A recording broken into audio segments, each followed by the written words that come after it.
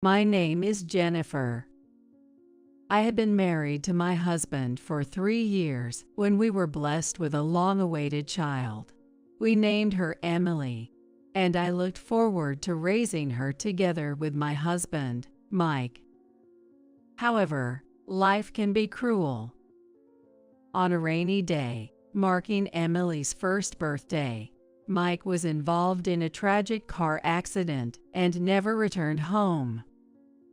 Overnight, Emily and I lost him, and it felt like we were thrown into darkness, unable to find our way. My in-laws, who must have been grieving as much. My Phil, Jason, and Mill, Samantha, who should be grieving for losing their son, if not more than me, encouraged me, and I couldn't stop my tears.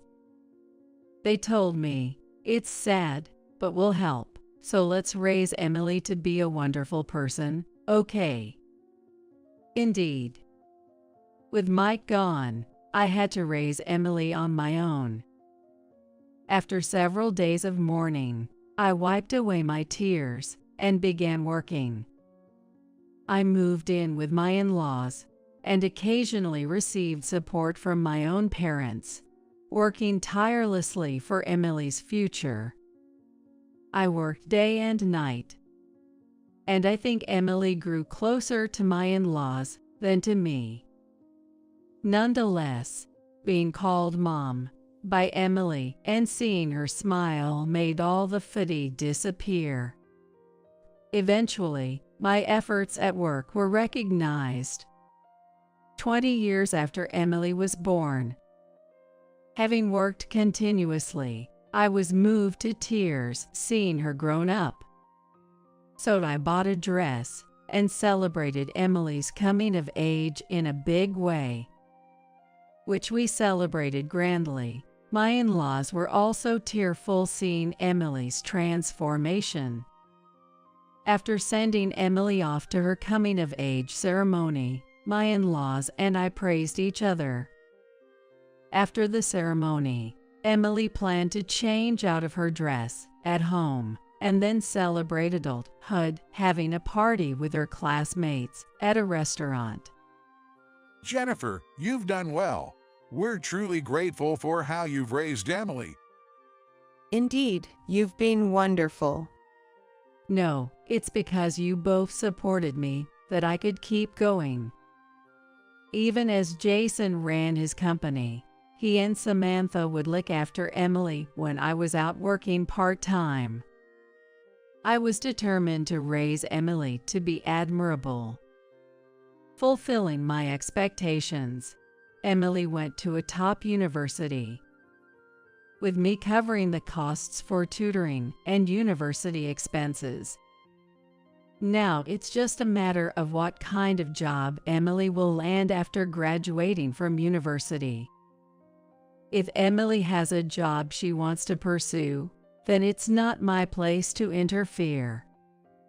Now, with Emily having 2 more years until graduation, I felt a weight lifted off my shoulders. Yet I was unaware of, in ways I was not aware of, how she's living her life and what she thought of me. As soon as she started university, Emily began living on her own. I would occasionally visit her apartment to check on her and send her groceries. This routine ended when she graduated from university. Mom, thank you for everything, Emily said. Her words just made me feel rewarded. Thinking my role was over, Samantha laughed. Jennifer, there are still celebrations to come. Let's celebrate grandly when Emily gets married. I agreed. Whether Emily marries is not for me to decide, but I would love to celebrate it grandly if she does. Before I knew it, 4 years after graduating, Emily introduced us to her fiancé Ryan. It seemed Emily was very fond of him. Ryan, though not much of a talker, was confident and polite, greeting me and my in-laws with saying, "I'm looking forward to our future together." Emily seemed proud of Ryan, hugging his arm and cheerfully saying, "Isn't my fiancé great? They've decided to have a wedding ceremony." When Samantha asked about the wedding, Emily said, "I want to have a big wedding. I want to invite lots of friends and coworkers too." Emily would surely be particular about the venue and the food. But I've been saving up for Emily, so I can help out. Before we knew it, time had passed, and Ryan had headed home. That night, after my in-laws went to bed, Emily, who was staying over, told me, "I want to talk to you." As we sat down in the living room, Emily suddenly said, "I have a request. I don't want you to come to the wedding." I was stunned and couldn't understand why. I am Emily's mother. Is it normal for a mother not to be invited to her daughter's wedding? Why? I managed to ask, too shocked to say more. Emily shrugged and sighed heavily. Ryan's family is a prestigious lineage, you know. It's amazing that someone like me, without a father, can marry into such a family. Could they have mentioned that you're from a single-parent household? Ryan and his parents are good people. Don't say weird things. Emily snapped, which surprised me, but it was clear she trusted Ryan and his parents. I had worried about potential conflicts with Ryan's family or him, but if Emily felt affection for them, it seemed all right. Yet, why did Emily suddenly bring up being from a single-parent family? When I met Ryan's parents, I told them about Dad's accident. And they seemed to have sympathized, acknowledging how hard it must have been for you. I realized being told it must have been tough for you all this time means that, due to not having a father, I've had to go through more struggles than most people. What? Why didn't you ever consider remarrying? Having a new dad could have given me a better life. I didn't realize it because I was focused on my studies, but if I had a dad, maybe I could have enjoyed my life more. I had worked tirelessly to ensure Emily didn't lack anything. So I hadn't had the opportunity or time to consider remarriage. So her question why I didn't remarry puts me in a tough spot. If only Emily had expressed a wish for me to remarry. And I heard from Grandma and Grandpa that you were a janitor. If you had remarried and my new dad had money, I could have had a better life. My miserable life is all your fault. I had never spared any expense for Emily. Paying for her tutoring, commuting, and her expensive university tuition. And yet, to feel so miserable. Her words felt like a denial of all my efforts I've done. Was her previous thank you a lie? Emily sighed deeply upon my silence. A janitor and a low-income family member shouldn't attend my wedding. Do you understand? I don't want to be embarrassed because Ryan's family is respectable. Grandma and Grandpa are okay since Grandpa owns his own company, though it's on the smaller side, and I think Grandma cares about me more than you do. So it's really okay for me not to attend your wedding. That's what I'm saying. I don't need a janitor and a low-income family member. I'm marrying into a respectable family. She insisted, glaring at me. I felt as if my efforts were negated, wondering what my life had been for, but then I thought, well, okay.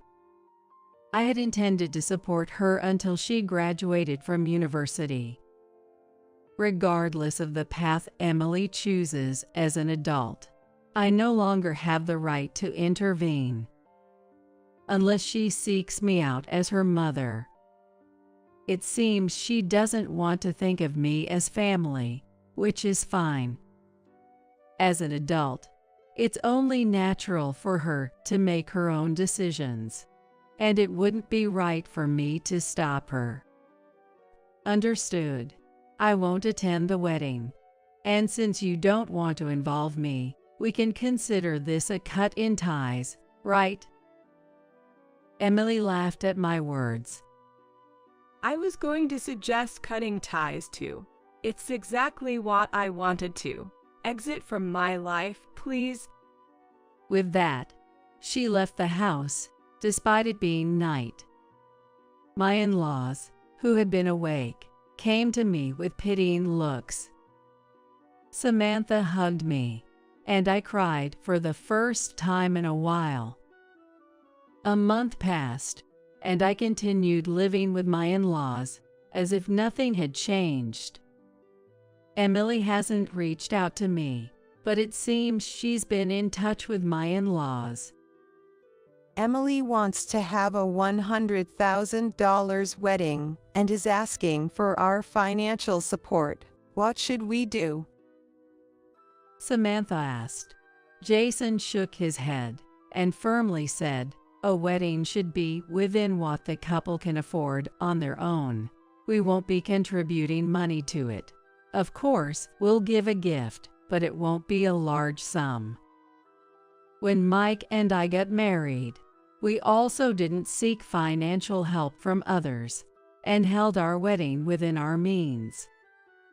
It might be that Emily has come to expect financial support as a given. Even during her university years, I made sure she could focus on her studies without needing to work by sending her money each month for her living expenses. Maybe she's never had to seriously earn money because of this. While I was wondering if I'm to blame for her attitude, Samantha quickly made a phone call to Emily. Emily, I'm sorry, but we can't provide any money. A wedding should be held within what you can manage on your own. As your grandfather says, don't be upset now. Goodbye. And she promptly ended the call. Even though Emily is a precious part of the family to my in-laws, it seems they are both angry with her. They had heard what Emily said to me. They seemed to have been listening our conversation from the beginning and became furious when they heard Emily's harsh words to me and her telling me not to come to her wedding. They couldn't forgive her behavior that disregarded all my efforts for her. Moreover, Emily is mistaken. If we remained low income, sending her to a top university would have been impossible. Even working multiple part-time jobs has its income limits. That's why, with the knowledge and business studies I pursued while working part-time, I started a cleaning company, backed by Jason. It began with a few people, but soon Jason contracted us for his company's cleaning needs. We always aimed for meticulous work, and Jason recommended us to his business associates, allowing me to expand the company. We focused on thorough training for new employees, ensuring everyone acquired a certain level of cleaning skill, and our prompt and careful service became well known. Finally, the company has started to stabilize financially, and though I had intended to contribute to Emily's wedding, I no longer feel that way. Jason, Samantha, I'm planning to take some time off soon. How about we go on a trip? My parents would love to see you again. That sounds wonderful. I have so much I want to talk to your parents about. I'm looking forward to it since your dad and I share a taste in liquor. We prepared for the trip, without taking her marriage into consideration at all. Months passed, and on the day of Emily's wedding, since my in-laws had decided to skip it, we were on our trip. After enjoying the hot springs at our destination, Emily suddenly contacted me. When I received a call out of the blue, I wondered if something had happened. On the phone, Emily suddenly said, "Mom, come to the venue right now." I frowned. "I don't even know where your venue is. You called me low income and told me not to attend your wedding, and now you want me there." When I spoke sharply, she choked out, I could hear a man's voice over the phone. It was faint, but straining my ears, I could hear a man's voice saying, "I thought marrying you, a woman with a CEO grandfather and mother, would be lucrative."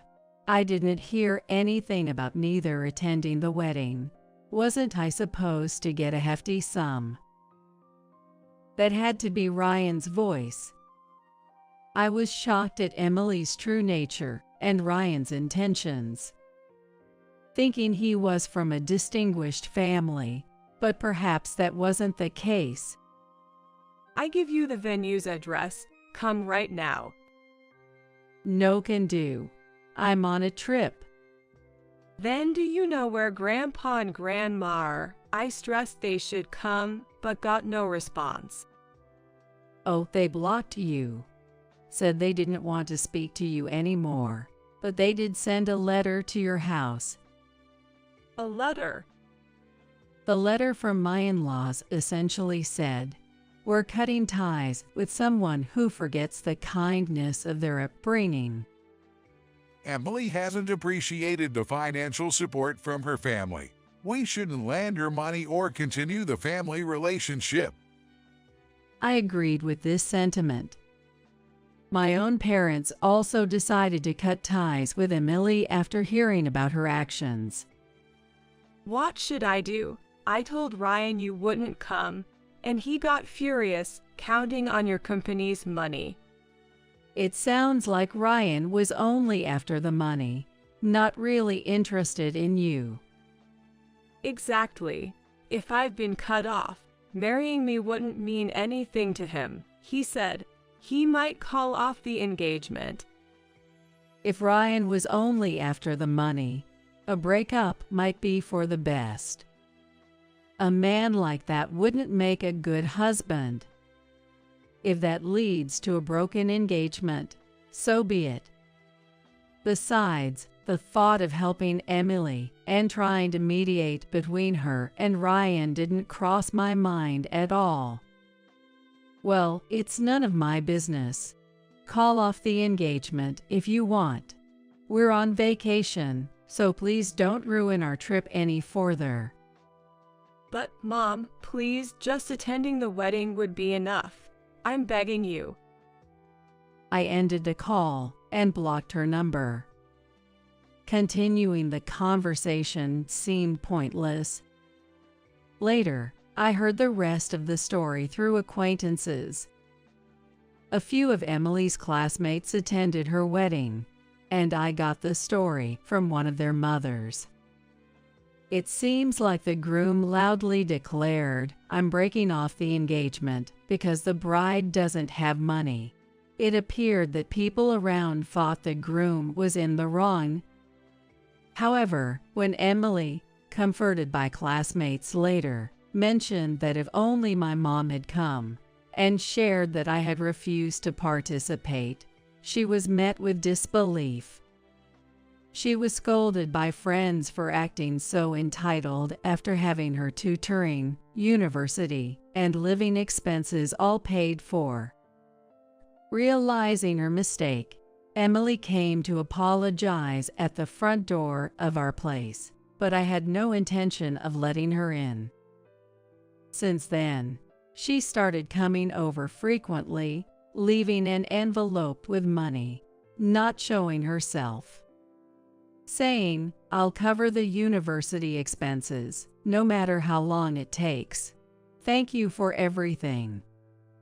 When she completes paying back the university expenses, I might think about reconciling with her.